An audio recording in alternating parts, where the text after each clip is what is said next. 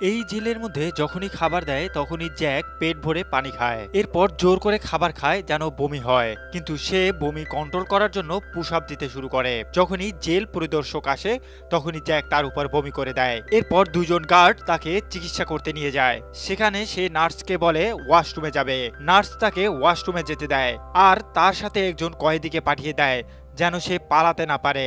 কিন্তু কয়েদিটি ছিল তারই সাথী।